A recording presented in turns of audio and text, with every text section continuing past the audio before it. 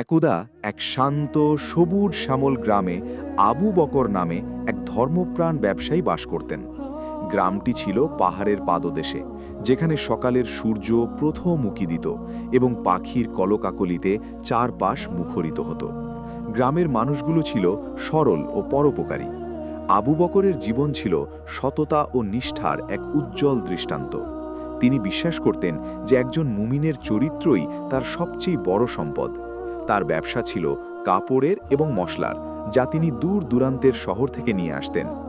আবু বকরের সবচেয়ে বিশ্বস্ত সঙ্গী ছিল হিম্মত নামের একটি গাধা। হিম্মত দেখতে সাধারণ হলেও তার মধ্যে ছিল এক অসাধারণ ধৈর্য ও বুদ্ধিমত্তা। তার বড় বড় চোখগুলো যেন অনেক কথা বলতো। আবু বকর হিম্মতকে কেবল একটি প্রাণী হিসাবে দেখতেন না, বরং তাকে তার সফরের অবিচ্ছেদ্য অংশ মনে করতেন। হিম্মতও তার মালিকের কণ্ঠস্বর চিনত এবং তার প্রতিটি ইশারা বুঝতে পারত। যখনই আবু বকর সফরের প্রস্তুতি নিতেন, হিম্মত যেন আগে থেকেই তা বুঝতে পেরে শান্তভাবে দাঁড়িয়ে থাকত। তাদের এই মিতালি গ্রামের সবার কাছে ছিল এক বিস্ময়ের বিষয়। আবু বকর তার ব্যবসা পরিচালনা করতেন পবিত্র কুরআনের শিক্ষার আলোকে। তিনি বলতেন, যে ব্যক্তি ওজনে কম দেয় সে আসলে নিজের আখেরাতকেই কমিয়ে দিচ্ছে। তার দোকানের পণ্য ছিল মানসম্মত এবং দাম ছিল ন্যায্য। কোনো দরিদ্র মানুষ তার কাছে এলে তিনি কখনো তাকে খালি হাতে ফেরাতেন না। তার এই দানশীলতা ও সততার কারণে গ্রামের মানুষের কাছে তিনি ছিলেন অত্যন্ত শ্রদ্ধেয়। তিনি মনে করতেন, দুনিয়ার এই ক্ষণস্থায়ী জীবনে সম্পদের চেয়ে মানুষের ভালোবাসা এবং আল্লাহর সন্তুষ্টি অর্জন করাই প্রকৃত সফলতা। তবে এই শান্ত গ্রামে তিনটে মানুষ ছিল যারা ছিল সম্পূর্ণ ভিন্ন প্রকৃতির। তাদের নাম ছিল জাহিদ, ফাহিম এবং নাদিম। গ্রামের মানুষ তাদের তিন মূর্খ বলে ডাকত, কারণ তাদের কর্মকাণ্ড ছিল বুদ্ধিহীনতা ও লোভে ভরা। জাহিদ ছিল তাদের মধ্যে সবচেয়ে বেশি লোভী। সে মনে করত যে পরিশ্রম ছাড়াই অনেক সম্পদের মালিক হওয়া সম্ভব। সে প্রায়ই বলতো, আবু বকর কেন এত কষ্ট করে রোদে পুড়ে ব্যবসা করে? আমি হলে অনেক আগেই শর্টকাট উপায়ে ধনী হয়ে যেতাম। তার এই অহংকার তাকে মানুষের থেকে বিচ্ছিন্ন করে ফেলেছিল। ফাহিম ছিল অত্যন্ত ভীতু এবং সিদ্ধান্তহীনতায় ভোগা এক মানুষ। সে নিজের বুদ্ধিতে কোনো কাজ করতে পারত না। জাহিদ যা বলতো সে চোখ বন্ধ করে তা বিশ্বাস করত। ফাহিমের ভয় ছিল যে সে যদি জাহিদের কথা না শোনে তবে সে হয়তো কোনো বড় সুযোগ হারিয়ে ফেলবে। তার এই পরনির্ভরশীলতা তাকে মূর্খতার পথে আরও এগিয়ে দিয়েছিল। সে সব সময় সন্দেহের চোখে দুনিয়াকে দেখত এবং নিজের ছায়া দেখেও চমকে উঠত। আর নাদিম ছিল চরম অলস। সে মনে করত যে ঘুমোনো এবং বিশ্রাম নেওয়াই জীবনের একমাত্র উদ্দেশ্য। কোনো কাজ করতে বললে সে অজুহাতের পাহাড় দাঁড় করাত। নাদিমের ধারণা ছিল যে ভাগ্য যদি সুপ্রসন্ন হয় তবে সম্পদ এমনিতেই ঘরে চলে আসবে।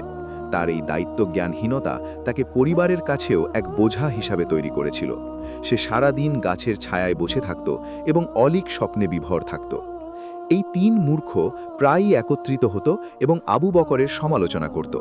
তারা মনে করত আবু বকর একজন বোকা মানুষ, কারণ সে এত সততার সাথে ব্যবসা করে। তারা আবু বকরের সমৃদ্ধি দেখে মনে মনে হিংসা করত। তাদের এই হিংসা ও লোভই তাদের এক ভয়ঙ্কর পরিকল্পনার দিকে ঠেলে দিল। তারা জানত যে আবু বকর শীঘ্রই এক বড় বাণিজ্যিক সফরে বের হবেন এবং তার সাথে থাকবে অনেক মূল্যবান পণ্য।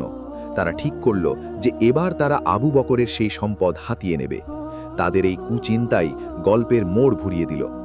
গ্রামের পাশেই ছিল এক গহীন জঙ্গল, যার নাম ছিল আঁধার বন। বনের গাছগুলো ছিল এত ঘন যে দিনের বেলাও সেখানে অন্ধকার লাগত। বনের ভেতর দিয়ে বয়ে যেত একটি পাহাড়ি নদী, যার শব্দ রাতের নিস্তব্ধতায় ভয় জাগাত।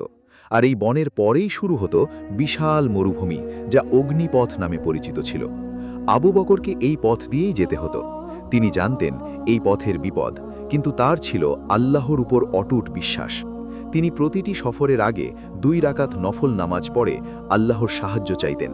আর হিম্মত যেন তার সেই বিশ্বাসের নীরব সঙ্গী হয়ে তার পাশে থাকত।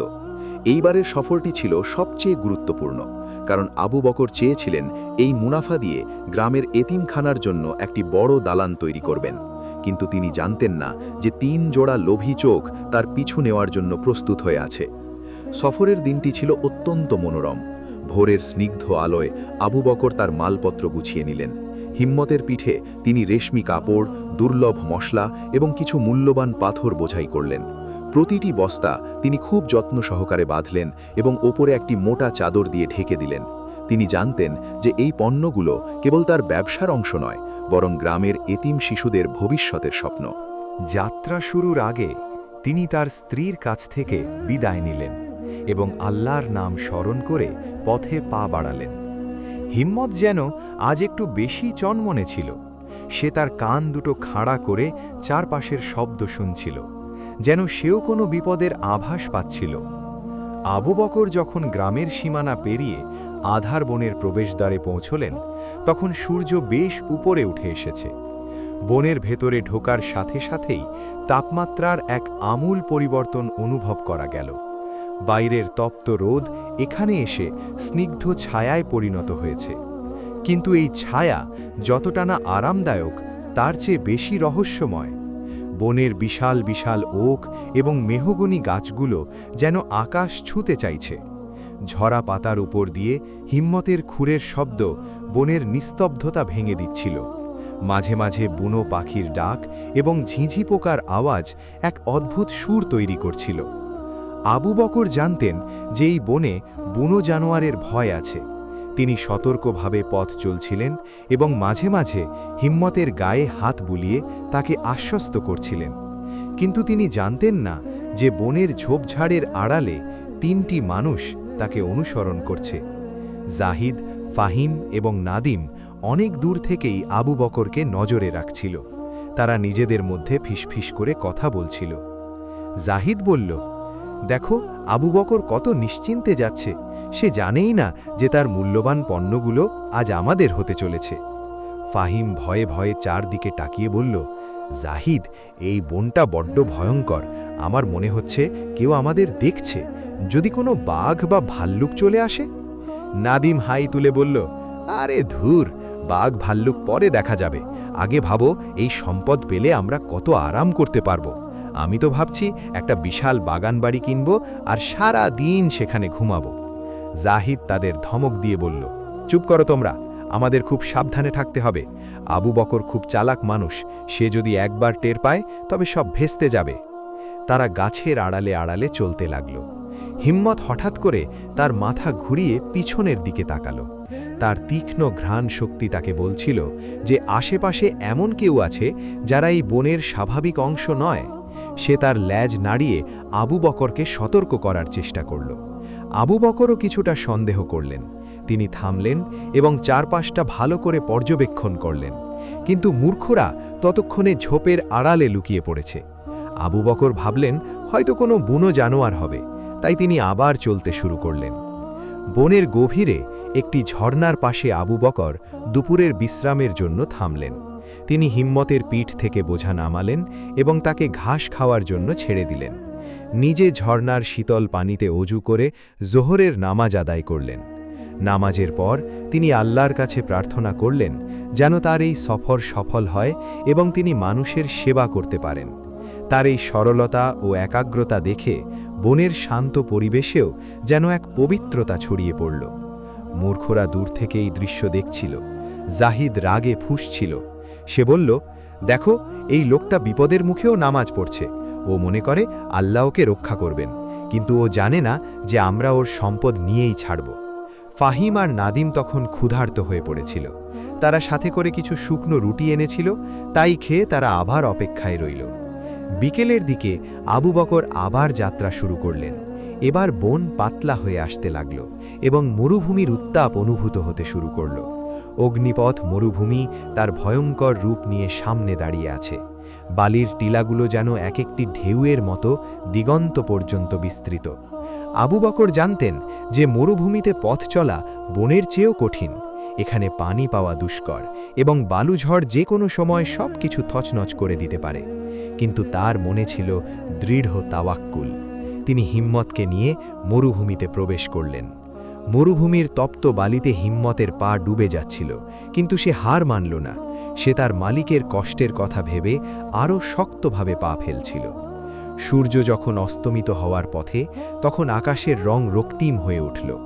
মরুভূমির এই সৌন্দর্য যতটা মনোমুগ্ধকর, তার চেয়েও বেশি বিপজ্জনক।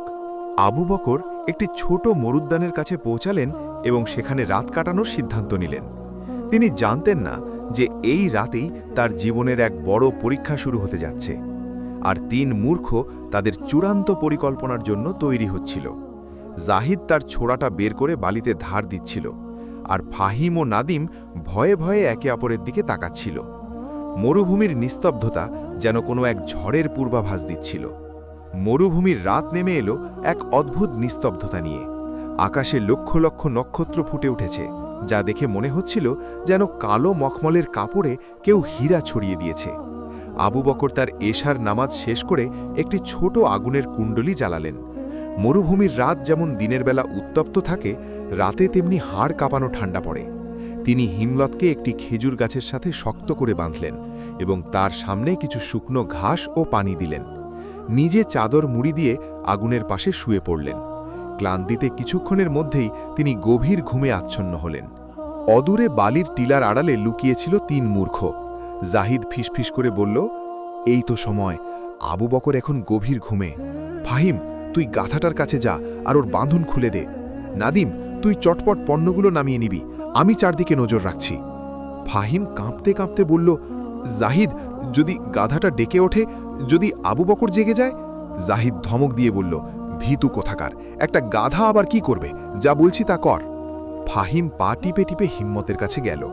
হিম্মত কিন্তু ঘুমায়নি। সে তার তীক্ষ্ণ কানে ফাহিমের পায়ের শব্দ শুনতে পাচ্ছিল। সে বুঝতে পেরেছিল যে এরা সেই মানুষ যারা বনের মধ্যে তাদের পিছু নিয়েছিল। হিম্মত কিন্তু চট করে ডেকে উঠল না। সে স্থির হয়ে দাঁড়িয়ে রইল, যেন সে কিছুই বুঝতে পারছে না। ফাহিম যখন তার দড়ি খুলতে গেল, হিম্মত হঠাৎ করে তার মুখ দিয়ে ফাহিমের জামার হাতা কামড়ে ধরল। ফাহিম ভয়ে চিৎকার করতে গিয়েও নিজের মুখ চেপে ধরল। সে দড়ি খুলে হিম্মতকে টেনে নিয়ে যাওয়ার চেষ্টা করল। হিম্মত জানত যে এখন যদি সে চিৎকার করে তবে আবু বকর বিপদে পড়তে পারেন, কারণ এই 3 জনের কাছে অস্ত্র থাকতে পারে। সে এক বুদ্ধিদীপ্ত চাল চালল। সে এমনভাবে ফাহিমের সাথে চলতে লাগল যেন সে তাদের অনুগত হয়ে গেছে। জাহিদ আর নাদিম খুশি হয়ে উঠল। তারা দ্রুত পণ্যগুলো হিম্মতের পিঠ থেকে নামিয়ে বালির ওপর রাখল। নাদিম বলল, বাহ, গাধাটা তো দেখি আমাদের বন্ধু হয়ে গেছে। চল, এবার এই পণ্যগুলো নিয়ে আমরা ওই পাশের টিলার আড়ালে চলে যাই। কিন্তু হিম্মত তাদের এত সহজে ছাড়ার পাত্র ছিল না। সে পণ্যগুলো বালিতে ফেলার ভান করে বারবার পিঠ ছাড়া দিতে লাগল। জাহিদ রেগে গিয়ে হিম্মতকে একটা লাঠি দিয়ে মারতে চাইল। হিম্মত চতুরতার সাথে সরে গেল এবং মরুভূমির গভীর বালির দিকে দৌড়াতে শুরু করল। জাহিদ চিৎকার করে উঠল, আরে, গাধাটা পালাচ্ছে, ধরো ওকে, ওর পিঠেই তো সবচেয়ে মূল্যবান রত্নগুলো আছে। আসলে হিম্মতের পিঠে তখন কোনো রত্ন ছিল না। সে শুধু তাদের বিভ্রান্ত করার জন্য দৌড়াচ্ছিল। 3 মূর্খ হিম্মতের পিছু নিল। মরুভূমিতে দৌড়ানো সহজ কাজ নয়। প্রতি কদমে তাদের পা বালিতে ঢুকে যাচ্ছিল। হিম্মত মাঝে মাঝে থামছিল এবং তাদের দিকে তাকিয়ে এক অদ্ভুত ভঙ্গিতে মাথা নাড়াচ্ছিল, যেন সে তাদের উপহাস করছে। মূর্খরা ভাবল গাধাটা হয়তো ক্লান্ত হয়ে পড়েছে, তাই তারা আরও জোরে দৌড়াতে লাগল। হিম্মত তাদের নিয়ে গেল এমন এক জায়গায় যেখানে বালির চোরা বালি ছিল। সে নিজে হালকা হওয়ায় এবং মরুভূমির পথ চেনার কারণে সাবধানে পাশ কাটিয়ে চলে গেল। কিন্তু জাহিদ, ফাহিম আর নাদিম সেই চোরাবালির কাছাকাছি পৌঁছে গেল। হঠাৎ করে আকাশ মেঘাচ্ছন্ন হয়ে উঠল এবং মরুভূমির সেই ভয়ঙ্কর বালুঝড় শুরু হলো। বাতাস এত জোরে বইতে লাগল যে বালি উড়ে এসে তাদের চোখ মুখ বন্ধ করে দিচ্ছিল। ফাহিম চিৎকার করে বলল, জাহিদ, আমি কিছু দেখতে পাচ্ছি না, আমরা কোথায়? নাদিম কাঁদতে কাঁদতে বলল, আমার পা বালিতে ঢুকে যাচ্ছে, বাঁচাও আমাকে। জাহিদ তখন নিজের প্রাণ বাঁচাতে ব্যস্ত। সে বুঝতে পারল যে গাধাটা তাদের ইচ্ছাকৃতভাবে এই বিপদে ফেলেছে। সে চিৎকার করে বলল, এই গাধাটা অভিশপ্ত, ও আমাদের মারার জন্য এখানে এনেছে। বালুঝড় যখন তীব্র হলো তখন তারা একে অপরের হাত ছেড়ে দিল এবং অন্ধকারে হারিয়ে গেল। হিম্মত একটি বড় পাথরের আড়ালে আশ্রয় নিল। সে জানত যে এই ঝড়ে মূর্খরা আর তার মালিকের কাছে পৌঁছতে পারবে না। সে আল্লাহর কাছে যেন মনে মনে শুকরিয়া আদায় করল। পরদিন সকালে যখন সূর্য উঠল, মরুভূমি তখন একদম শান্ত, কিন্তু এই শান্তি ছিল ভয়ঙ্কর। আবু বকর ঘুম থেকে উঠে দেখলেন তার পণ্যগুলো বালিতে ছড়িয়ে ছিটিয়ে আছে এবং হিম্মত উধাও। তিনি বিচলিত হলেন না। তিনি জানেন যে বিপদ ও সম্পদ উভয়ই আল্লাহর পক্ষ থেকে আসে। তিনি সিজদায় লুটিয়ে পড়লেন এবং বললেন, হে আল্লাহ, আপনি উত্তম রক্ষাকারী, আমার হিম্মতকে আপনি ভালো রাখুন। তিনি হিম্মতের পায়ের ছাপ অনুসরণ করতে লাগলেন। কিছু দূর যাওয়ার পর তিনি দেখলেন হিম্মত একটি টিলার ওপর দাঁড়িয়ে আছে এবং তার দিকে তাকিয়ে লেজ নাড়াচ্ছে। আবু বকর আনন্দে হিম্মতকে জড়িয়ে ধরলেন। কিন্তু হিম্মত তাকে টেনে নিয়ে গেল সেই চোরা বালির দিকে, যেখানে 3 মূর্খ অসহায় অবস্থায় পড়েছিল। তারা বালিতে অর্ধেক ডুবে গিয়েছিল এবং তৃষ্ণায় তাদের জিভ বেরিয়ে আসছিল। তাদের সেই অহংকার আর লোভ তখন মরুভূমির তপ্ত বালিতে মিশে গেছে। আবু বকর তাদের দেখে অবাক হলেন, কিন্তু তার মনে কোনো প্রতিহিংসা ছিল না। তিনি জানতেন ইসলাম আমাদের শিখিয়েছে শত্রুর প্রতিও দয়া দেখাতে। তিনি তার মশক থেকে পানি বের করে তাদের মুখে দিলেন। সেই মুহূর্তটি ছিল গল্পের এক চরম মুহূর্ত, যেখানে সততা আর করুণা জয়ী হল। আবু বকর যখন জাহিদ, ফাহিম এবং নাদিমকে উদ্ধার করলেন, তখন তারা এতটাই দুর্বল ছিল যে উঠে দাঁড়ানোর শক্তিও তাদের ছিল না। আবু বকর তাদের হিম্মতের পিঠে বসালেন এবং ধীরে ধীরে গ্রামের দিকে রওনা হলেন। পথে তিনি তাদের একটি কথাও বললেন না, কেবল তাদের সেবা করলেন। মূর্খরা আবু বকরের এই উদারতা দেখে মনে মনে লজ্জিত হচ্ছিল। যে মানুষটির ক্ষতি করতে চেয়েছিল, সেই মানুষটি আজ তাদের জীবন বাঁচাল। তাদের মনে এক অদ্ভুত পরিবর্তন শুরু হলো। গ্রামে ফেরার পর আবু বকর তাদের সরাসরি হাকিম সাহেবের কাছে নিয়ে গেলেন। হাকিম সাহেব ছিলেন গ্রামের এক প্রবীণ আলেম এবং আধ্যাত্মিক গুরু। তার সাদা দাড়ি এবং শান্ত মুখচ্ছবি দেখলেই মানুষের মনে প্রশান্তি আসত। তিনি তার ঘরের বারান্দায় বসে তসবিহ পড়ছিলেন। আবু বকরকে 3 মূর্খ সহ আসতে দেখে তিনি মৃদু হাসলেন। তিনি যেন আগে থেকেই সব জানতেন। আবু বকর পুরো ঘটনাটি হাকিম সাহেবকে খুলে বললেন। হাকিম সাহেব গভীর মনোযোগ দিয়ে সব শুনলেন এবং তারপর জাহিদদের দিকে তাকালেন। তিনি বললেন, বৎসরা, তোমরা কি জানো দুনিয়ার সবচেয়ে বড় মূর্খকে? সে নয় যে লেখাপড়া জানে না, বরং সে যে নিজের নফসের বা কুপ্রবৃত্তির গোলাম হয়ে অন্যের সম্পদ আত্মসাৎ করতে চায়। আল্লাহ তাআলা পবিত্র কোরআনে বলেছেন যে নিশ্চয়ই মানুষের জন্য তাই রয়েছে যার জন্য সে চেষ্টা করে। তোমরা পরিশ্রম না করে অন্যের উপার্জনে ভাগ বসাতে চেয়েছিলে, আর তার ফল তোমরা মরুভূমির বালিতে পেয়েছ। জাহিদ মাথা নিচু করে বলল, হুজুর, আমরা আমাদের ভুল বুঝতে পেরেছি। লোভ আমাদের অন্ধ করে দিয়েছিল। আমরা আবু বকরের কাছে ক্ষমা চাই। হাকিম সাহেব বললেন, ক্ষমা কেবল মুখে চাইলে হবে না, তা কাজে প্রমাণ করতে হবে। ইসলাম আমাদের শিখিয়েছে যে তওবা বা অনুশোচনা হল অতীতের ভুলের জন্য লজ্জিত হওয়া এবং ভবিষ্যতে তা না করার দৃঢ় অঙ্গীকার করা। তোমরা যদি সত্যিই পরিবর্তন হতে চাও, তবে আজ থেকে তোমাদের জীবনযাপনের ধরন বদলাতে হবে। তিনি নাদিমকে উদ্দেশ্য করে বললেন, নাদিম, অলসতা হল শয়তানের বাসা। তুমি যদি পরিশ্রম না করো, তবে তোমার মেধাও জং ধরে যাবে। মনে রেখো, আমাদের নবী সাল্লাল্লাহু আলাইহি ওয়াসাল্লাম বলেছেন যে শ্রমিকের গায়ের ঘাম শুকানোর আগেই তার পারিশ্রমিক দিয়ে দাও। এর মানে হল শ্রমের মর্যাদা ইসলামে অনেক উপরে। ফাহিমকে তিনি বললেন, ফাহিম, নিজের বিবেককে অন্যের হাতে তুলে দিও না। আল্লাহ তোমাকে চিন্তা করার শক্তি দিয়েছেন। যখনই কেউ তোমাকে কোনো খারাপ কাজের দিকে ডাকবে, তখন তুমি আল্লাহর কাছে আশ্রয় চাইবে। সবশেষে তিনি হিম্মতের দিকে তাকিয়ে বললেন, দেখো, এই অবলা প্রাণীটি তার মালিকের প্রতি কতটা অনুগত। সে তার বুদ্ধিমত্তা দিয়ে তার মালিককে রক্ষা করেছে এবং তোমাদেরও শিক্ষা দিয়েছে। যদি একটি গাধা এতটুকু বুঝতে পারে, তবে তোমরা আশরাফুল মাখলুকাত বা সৃষ্টির সেরা জীব হয়ে কেন বুঝবে না? হাকিম সাহেবের কথাগুলো তাদের হৃদয়ে তীরের মতো বিঁধল। তারা সেখানেই আল্লাহর কাছে তওবা করল এবং আবু বকরের কাছে প্রতিজ্ঞা করল যে তারা আর কখনো এমন কাজ করবে না। আবু বকর তাদের আলিঙ্গন করলেন এবং বললেন, আমি তোমাদের ক্ষমা করে দিয়েছি। আজ থেকে তোমরা আমার ভাই। আমার ব্যবসায় যদি তোমরা সাহায্য করতে চাও, তবে আমি তোমাদের সাথে নিয়ে কাজ করব। এর পরের দিনগুলো ছিল পরিবর্তনের গল্প। জাহিদ তার ব্যবসায়িক বুদ্ধি এখন আবু বকরের সাথে সৎ পথে প্রয়োগ করতে লাগল। ফাহিম তার ভীরুতা কাটিয়ে গ্রামের সামাজিক কাজে অংশ নিতে শুরু করল, আর নাদিম তার অলসতা ছেড়ে আবু বকরের গুদামে কঠোর পরিশ্রম করতে লাগল। গ্রামের মানুষ অবাক হয়ে দেখল যে সেই 3 মূর্খ এখন গ্রামের সবচেয়ে আদর্শ মানুষে পরিণত হয়েছে। আবু বকর তার বাণিজ্যিক সফরের মুনাফা দিয়ে এতিমখানার দালানটি তৈরি করলেন। উদ্বোধনের দিন গ্রামের সবাই উপস্থিত ছিল। হিম্মতকেও সেদিন খুব সুন্দর করে সাজানো হয়েছিল। আবু বকর বক্তৃতায় বললেন, এই সফলতা আমার নয়, বরং এটি আল্লাহর রহমত এবং আমার বিশ্বস্ত সঙ্গী হিম্মতের বুদ্ধিমত্তার ফল। আর সবচেয়ে বড় জয় হল আমার এই 3 ভাইয়ের অন্ধকার থেকে আলোতে ফিরে আসা। গল্পটি শেষ হলেও এর শিক্ষা গ্রামের মানুষের মনে গেঁথে রইল। মানুষ বুঝতে পারল যে সততা, ধৈর্য এবং আল্লাহর উপর তাওয়াক্কুল থাকলে যে কোনো বিপদ থেকে রক্ষা পাওয়া সম্ভব। আর লোভ মানুষকে সাময়িক সুখ দিলেও শেষ পর্যন্ত ধ্বংসের দিকেই নিয়ে যায়। চালাক গাধা হিম্মত আজও গ্রামের মানুষের কাছে এক প্রেরণার নাম, যা মনে করিয়ে দেয় যে প্রতিটি সৃষ্টির মধ্যেই আল্লাহ কোনো না কোনো প্রজ্ঞা লুকিয়ে রেখেছেন। আবু বকরের সেই শান্ত গ্রামটি এখন কেবল প্রাকৃতিক সৌন্দর্যের জন্য নয়, বরং মানুষের সুন্দর চরিত্রের জন্য দূর দূরান্তে পরিচিতি লাভ করল। এভাবেই চালাক গাধা ও 3 মূর্খের কাহিনী এক ইসলামিক নৈতিকতার জীবন্ত উদাহরণ হয়ে রইল। হাকিম সাহেবের দরবারে সেদিন কেবল ক্ষমা চাওয়া বা উপদেশ নেওয়াই শেষ ছিল না। তিনি তাদের বসিয়ে রেখেছিলেন দীর্ঘক্ষণ, যাতে তাদের হৃদয়ের গভীর থেকে অন্ধকার দূর হয়।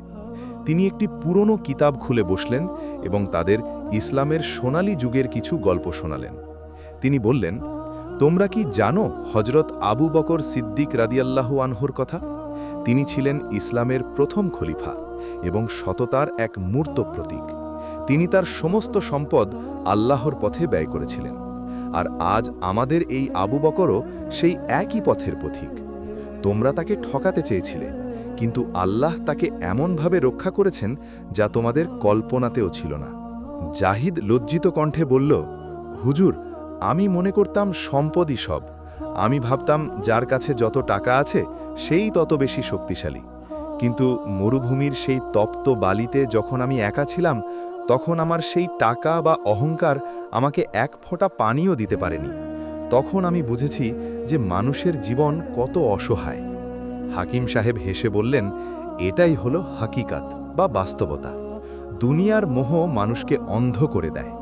আল্লাহ কোরআনে বলেছেন, সম্পদ ও সন্তান সন্ততি দুনিয়ার জীবনের শোভামাত্র, কিন্তু স্থায়ী সৎকর্মসমূহ তোমার প্রতিপালকের নিকট পুরস্কারের জন্য শ্রেষ্ঠ এবং আশার জন্যও শ্রেষ্ঠ।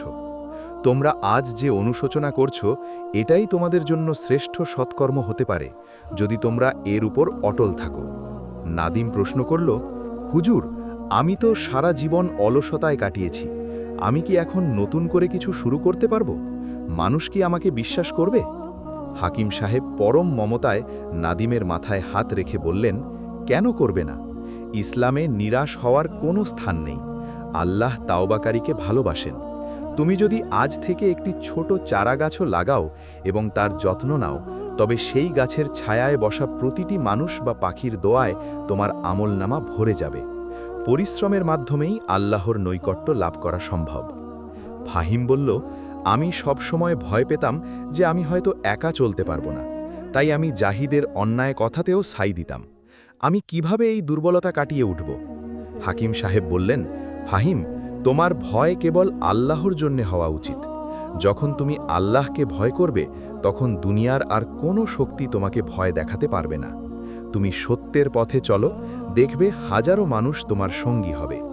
ঈমানের শক্তিই হলো সবচেয়ে বড় শক্তি। সেদিন বিকেলের সেই মজলিসটি ছিল এক ঐতিহাসিক মুহূর্ত। গ্রামের অন্যান্য মানুষও এসে সেই আলোচনায় যোগ দিল। আবু বকর সেখানে বসে সবার জন্য খাবারের ব্যবস্থা করলেন। তিনি ঘোষণা করলেন যে তার এতিমখানা প্রকল্পে জাহিদ, ফাহিম এবং নাদিম হবে তার প্রধান সহকারী। তারা কোনো বেতন নেবে না, বরং সওয়াবের আশায় সেখানে কাজ করবে। পরবর্তী কয়েক মাস গ্রামটি এক কর্মযজ্ঞে পরিণত হল। এতিমখানার দালানটি যখন তৈরি হচ্ছিল, তখন জাহিদকে দেখা যেত ইটের হিসাব রাখতে, ফাহিমকে দেখা যেত শ্রমিকদের উৎসাহ দিতে, আর নাদিমকে দেখা যেত রোদে পুড়ে গাঁথনির কাজ করতে। তারা আর সেই পুরনো মূর্খরা ছিল না। তাদের চেহারায় এখন এক অদ্ভুত নূর বা জ্যোতি ফুটে উঠেছিল। তারা 5 ওয়াক্ত নামাজ জামাতে আদায় করত এবং গ্রামের মানুষের বিপদে আপদে সবার আগে এগিয়ে আসত। এতিমখানাটি যখন উদ্বোধন হল, তখন চারপাশের 10টি গ্রামের মানুষ সেখানে আমন্ত্রিত হয়েছিল। দালানটি ছিল সাদা রঙের, যার গম্বুজগুলো রোদে চিকচিক করছিল। দালানের প্রবেশপথে একটি ফলক লাগানো হলো, যেখানে লেখা ছিল, সততা ও ধৈর্যের জয় নিশ্চিত, আর তাওবাকারীর জন্য রয়েছে আল্লাহর অসীম রহমত। হিম্মতকে সেদিন গ্রামের শিশুরা ফুলের মালা পরিয়ে দিয়েছিল। সে যেন আজ আরও বেশি গর্বিত বোধ করছিল। আবু বকর তার ব্যবসার একটি অংশ এতিমখানার জন্য ওয়াকফ করে দিলেন। তিনি বুঝতে পেরেছিলেন যে তার সেই সফরের বিপদটি আসলে ছিল এক মহান কল্যাণের সূচনা। যদি সেই 3 মূর্খ তার পিছু না নিত, তাহলে হয়তো তারা কখনো সঠিক পথের সন্ধান পেত না। আল্লাহর পরিকল্পনা কতই না নিখুঁত। গল্পের এই শেষ অধ্যায়টি আমাদের মনে করিয়ে দেয় যে কোনো মানুষই চিরতরে খারাপ নয়। সঠিক দিক নির্দেশনা এবং সহমর্মিতা পেলে যে কেউ তার জীবন বদলে ফেলতে পারে। চালাক গাধা হিম্মত এবং ৩ মূর্খের এই কাহিনী কেবল একটি গল্পের হিসাবে নয়, বরং জীবনের এক বাস্তব শিক্ষা হিসাবে গ্রামের প্রতিটি ঘরে ঘরে পঠিত হতে লাগল।